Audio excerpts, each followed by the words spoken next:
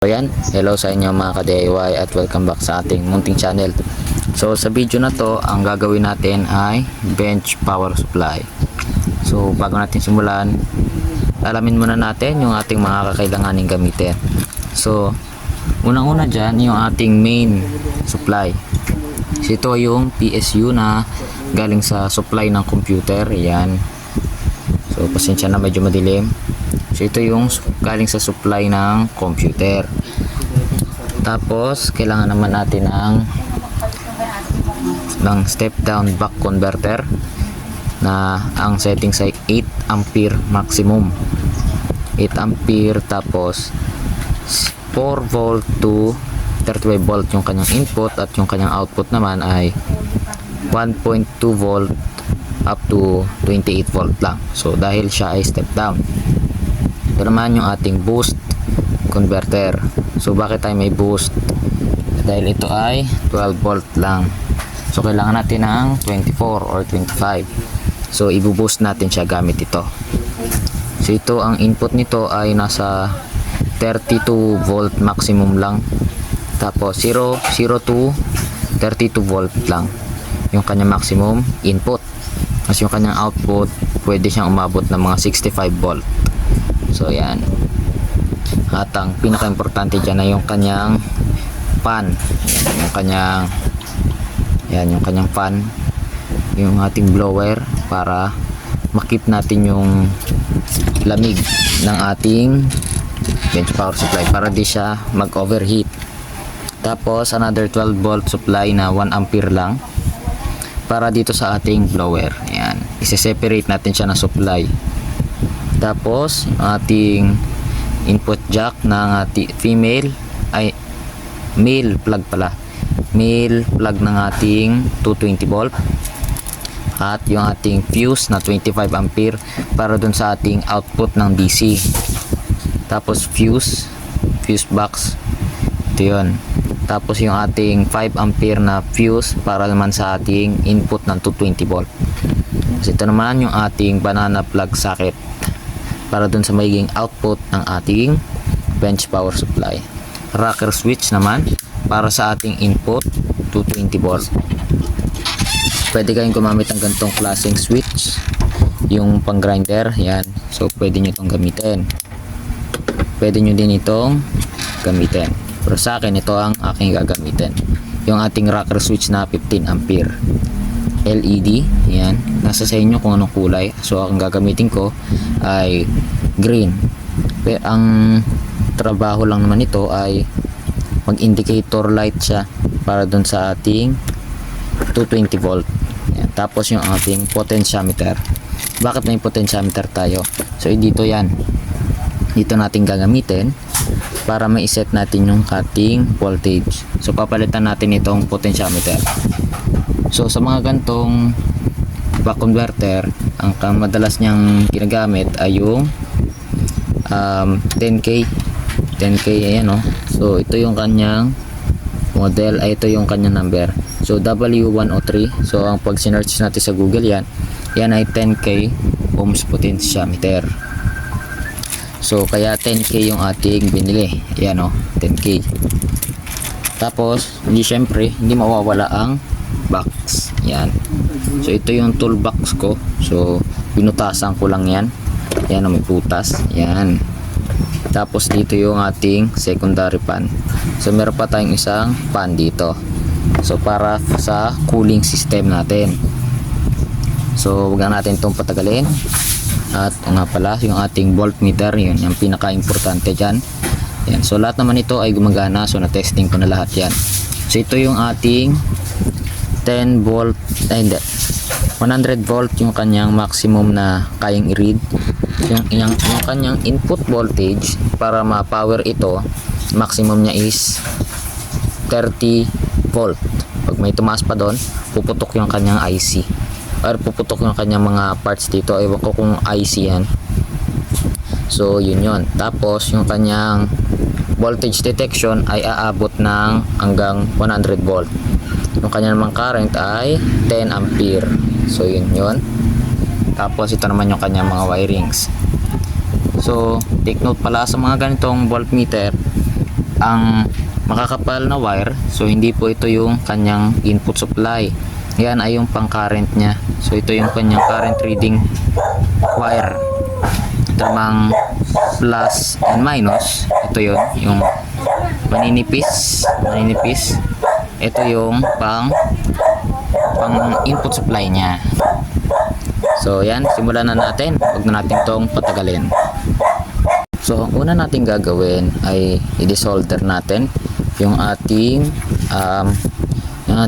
potentiometer ng dalawa. So yan, dalawa na yan is 10K yan. 10K equivalent yan. So para matanggal yan, tatanggalin nyo itong mga nakasolder sa kanya. So dahil medyo mahihirapan tayo at dahil meron siya mga small parts dyan, ayan o. So hindi na natin ipapakita, pero madali lang naman yan. So yan, nalagyan na natin ng mga, natanggal natin yung mga potentiometer nya. So pwede na natin yan siyang ang tawag dito, so lagyan ng wire. So yung mga maninipis lang na wire, pwede na yan, kagaya ng mga ganito yan. So pwede nyo na yan gamitin. So ganito rin yung gagamitin ko para sa ating mga potentiometer.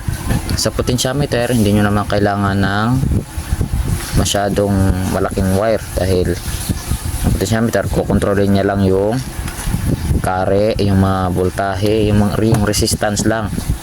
Pero hindi naman ito makaka-apekto sa current. Hindi naman to iinit. Yung iba nga ay gumagamit pa yung mga wire ng charger na cellphone. So yun kasi minsan apatan yun, so pwede rin siyang gamitin.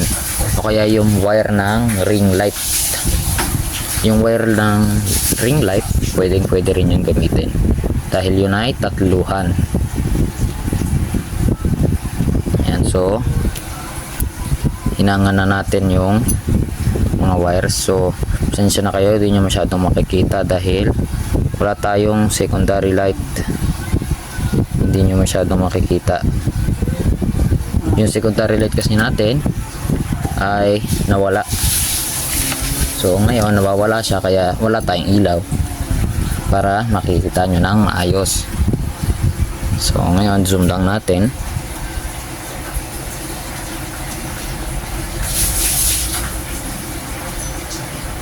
Lang natin yan.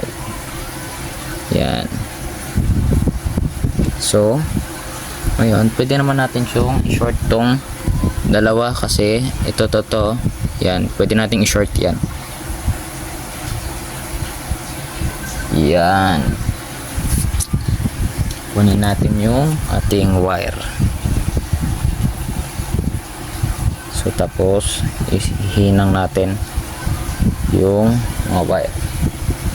Ihinang natin.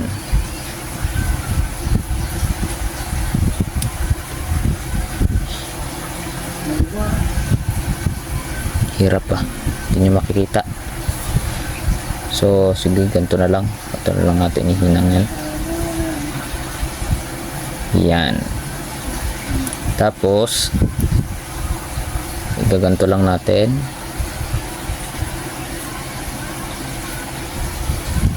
Yan, so nakahinang na. Yan o, hinang na yan. So pwede na natin yan gamitin. Ay pwede na yan. Tapos pwede natin tong puputulan. So medyo haba-habaan lang natin yung wire.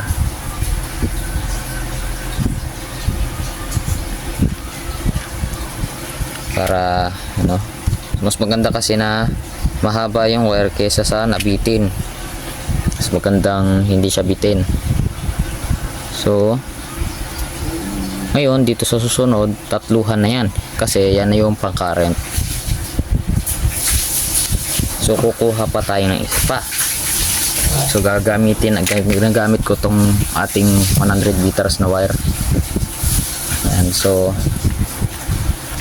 yan, kuhanin lang natin yung itim na wire.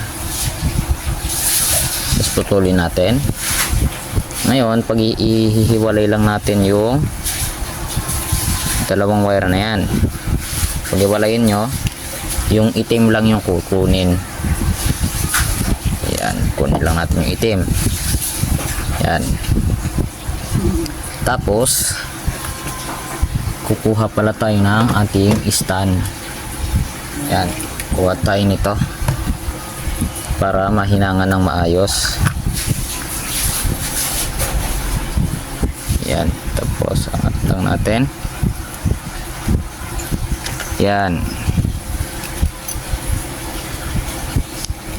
hinangan lang natin. Yun, tapos tulin na natin. Ayan. Tulin, yun. Tapos itong susunod yung dalawang wire, pulatan lang natin. Tapos clip natin dyan. Pwede na nating hinangan yan. So ito na lang natin, yun. Lang natin, yan. Tapos puputulin natin yung sobra. Yan, putulin natin. Tapos yan, okay na. So ganyan, pwede na nating ihinang yan dito sa buck converter. So ihinang natin. So tandaan natin na ang ating gitna ay gagawin nating positive yan. Gagawin nating positive. So ito yung wire. So ikabit natin. Kabit lang natin yung dalawang wire.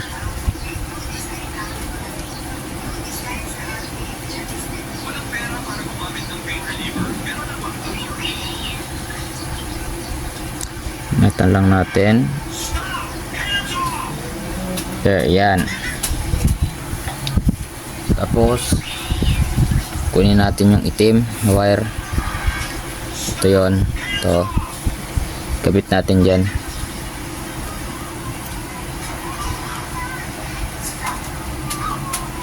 Yan, so nakabit na. So yan na yung wire, oh. Yan na, nakabit na. So ibaba lang natin yan. So may kabit na, so pwede na yan. So ang susunod naman nating gagawin, pwede na natin itong lagyan ng potentiometer. So itong mahaba, ito yung sa voltage. Itong dalawa na to, pwede nating ilagyan yan. So sa paghihinang ng potentiometer ay hindi ko na ipapakita para hindi rin humaba ng masyado yung ating video. So madali lang naman maghinang. So stay put lang muna kayo dyan. So yan, na wirings na natin yung ating mga potentiometer. Yan o. So naka wirings na yan. Yan o. So naka wirings na dito at dito. Yan, meron na tayong potentiometer. So pwede na yan. So pwede natin itong testing gamit lang muna ang 12 volt na adapter. So isasaksak ko lang ating kung gagana. Yun. So makikita ninyo ay gumagana na. So ito yung ating voltage, yung dalawa lang ang wire. Pwede nating babaan ng voltage yan. 11 9. Yan. So pinakamababa niya ay 1.2. So tama. Ito naman yung sa current. So ito ay tama yung mga wirings. So ito, take note lang ha, pagka nabaliktad kasi ang wirings nito, minsan yung pakanan pababa ang voltahe, tapos pagpakaliwa yun naman yung pataas, yung counterclockwise tsaka clockwise. Yan. So ito ganun din. So okay naman. Meron na rin siyang ilaw na green na yun, no? Ayan. So patay natin. Supply. So mamamatay yan. Yan, patay. So pwede, okay na tayo dito. So susunod naman natin gagawin ay yung mga circuit ng rocker switch.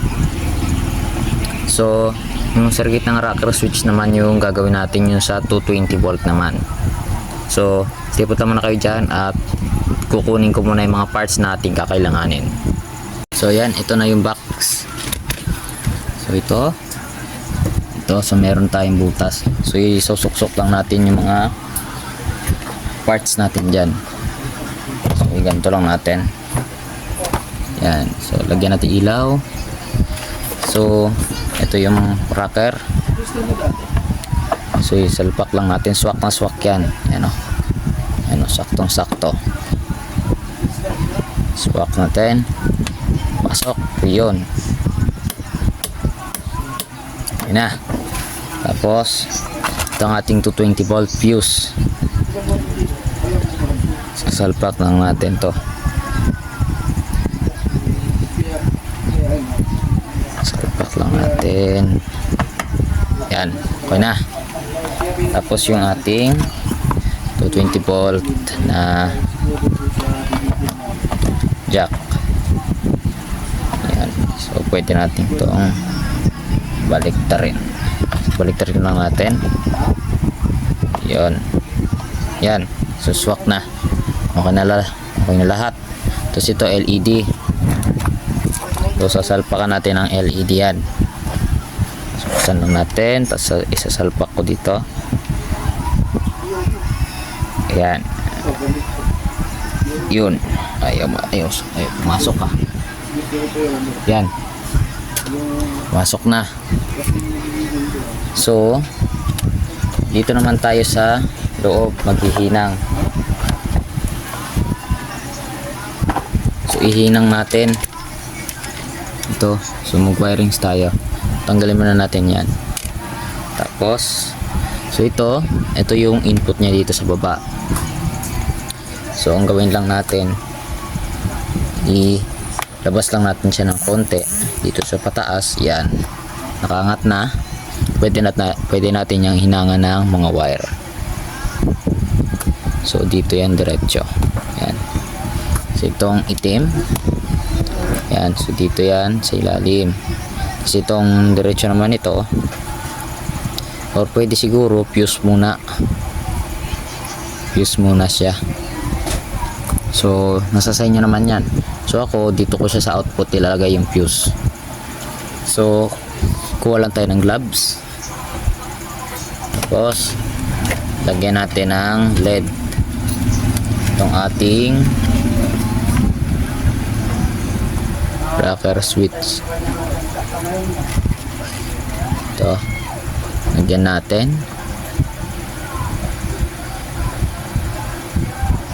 Yan.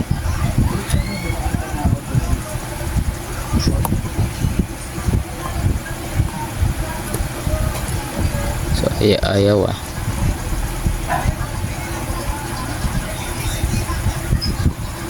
Yan, so hihinaan lang natin to. Mga 375 pwede na yan. So susunod,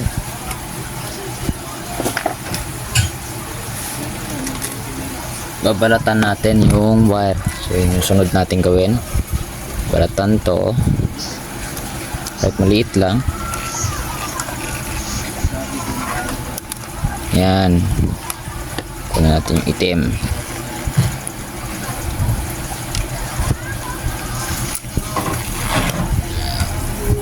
Yun. Tapos hinangan natin yan ng soldering lead para tumikit siya doon sa rocker switch.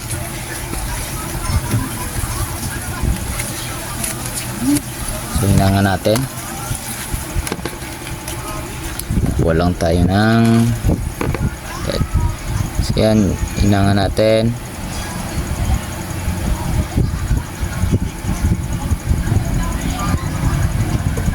Yun.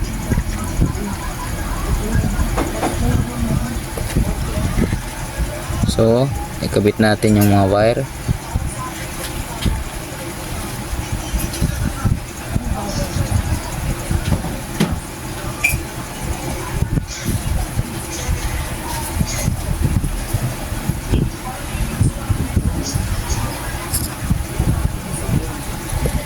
Yan na nga, kaproblema na tayo.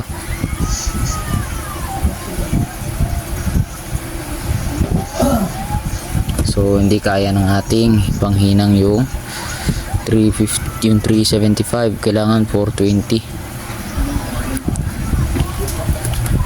Yan. So ito yung LED.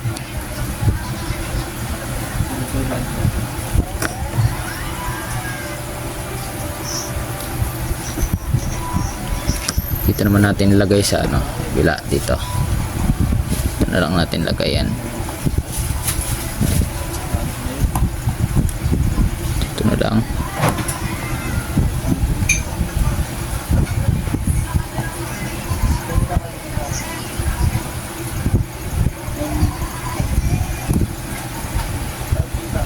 Yan, so namahirapan tayo. So post ko na lang muna yung video at ipakita ko na lang pagtapos na ako maghinang. So yan, nahinang na natin, oh. Yan. So ito yung ating rocker switch. Tignan nyo yung nangyari sa rocker switch natin. Ayan, oh. So natin, ayan. So punong-puno siya ng soldering kit. So delikado rin to pagka ganito. So ang diskarte ko naman dyan para ma-insulate yan, tagyan ko ng ano, ng glue stick. Yan, pati itong fuse na ito kasi gumagalaw din siya, oh. Kasi itong nut na ito na loose thread. Yan, oh, loose thread yan. Yan, ayan, oh, gumagalaw pa. So ito na yung ating supply. Yan, ito na yung ating PSU, yung computer power supply. Yan, oh. Tapos meron tayong nakalagay dyan na additional na power supply ito. Yan, itong ating para dito sa ating blower pan. Yan, meron tayo ditong nakakabit. Yan, tapos dito yan nakakonekta. Tapos yung isang electric fan, yung isang blower pa dito nakakonect. So sineperate ko na. Yan, para hindi masyadong bugbog itong ating ano, supply dito sa PSU. So dahil siya magsusupply sa lahat, sa power supply natin siya. So ngayon, so itong green na to, asan ba nakakonect yan? So napil lang natin. So ang importante kasi ito, itong green, asan siya nakakonect? Ito pala. So dito sa tatlo, ito yung green. Ito, so, para di na tayo mahirapan, kukunin natin si green. Ito green, ito. So kukunin natin yan. Tapos meron tayong mga putol dito na kulay black, mga putol. So para di rin tayo mahirapan, putulin na natin itong mga cable tie. Pag putol na yan, okay na yan. Putulin na natin yan. Tapos ito mga to, ito yan. So kukunin lang natin yan. So pwede natin yang i-short na ito para hindi tayo mahirapan. Pero mahirapan tayo mag electrical tape, kaya dito na lang. So ito puputulin ko to para makasagabal. Yung ng sagabal na wire, putulin lang natin yon. So ito, ipo-connect lang natin yan sa isa't isa. Yan. Yan. So after nyan, connecta natin. So hindi natin ito hihinangin para pag troubleshoot tayo, kung sakali magka-problema ito, ay hindi na tayo mahirapan pagputol-putol ng wirings. Ito ngayon, subukan natin kung gagana siya. So itong wires, i-set lang natin dyan. So tapos graduhin na wala tayong mga wires dyan. So kuha tayo ng power cord. Ito, yan. Ito yung ating power cord. Yan. So medyo masikip ang ating space kasi punong-puno tayo ng gamit sa likod. So salpak lang natin dito. Yan, salpak natin. Yan. So hindi natin re-recta sa AC, sa test valve lang tayo. Yan, so on. Ayan, so umikot na. Umikot na yung pan, no?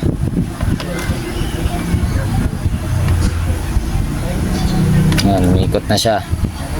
So i-connect naman natin yung pan nito, itong PSU.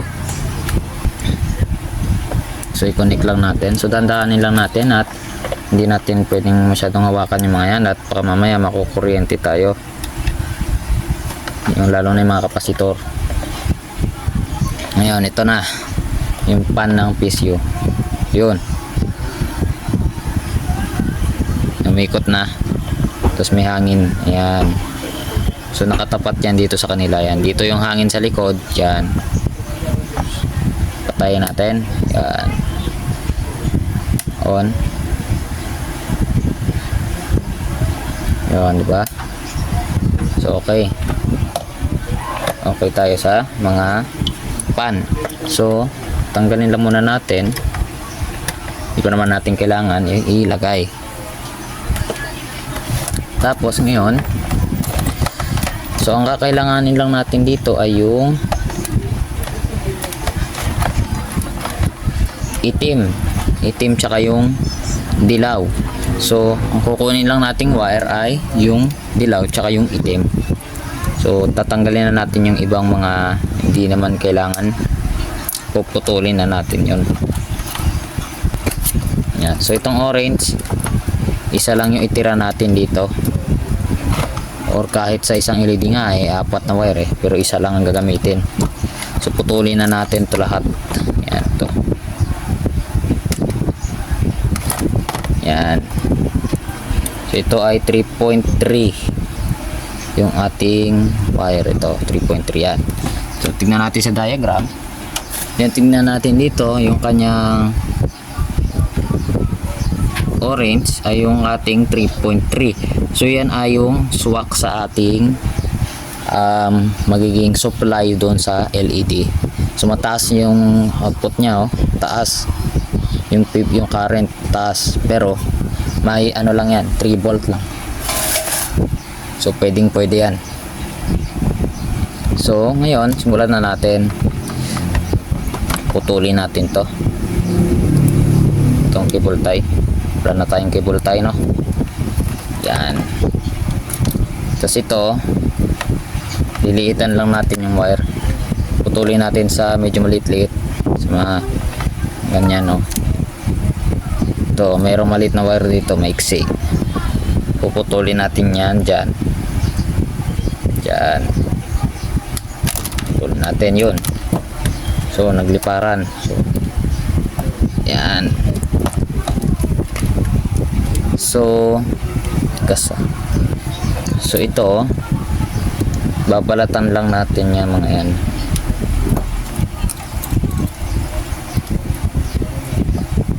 Balatan lang natin. Ay, hindi. Puputulin ko pa dito. Puputulin ko pa. Dahil papalitan natin ng manipis na wire yan. Nang medyo mas manipis pa, papalitan natin.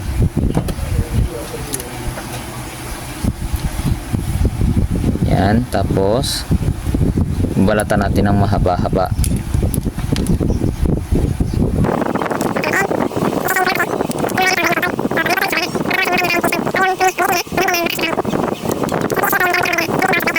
Lagyan nyo na lang ng boost converter para lang mataasan yung voltahe, kasi madalas yan